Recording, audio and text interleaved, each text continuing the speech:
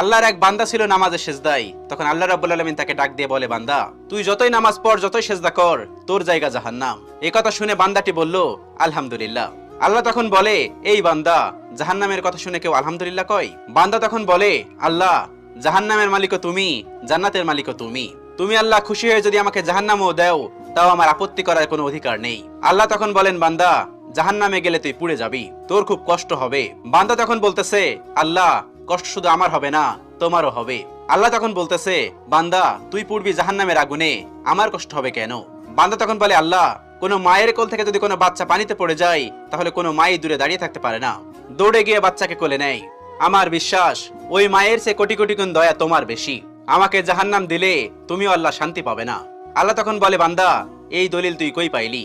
বান্দা তখন বলে, আল্লাহ, আমাদের জাতির পিতা ইব্রাহিম আলাইহিস সালাম তোমার প্রেম মুখে নিয়ে যখন নমরুদের আগুনে পড়ে গেল, তার আগেই তুমি বলে দিলে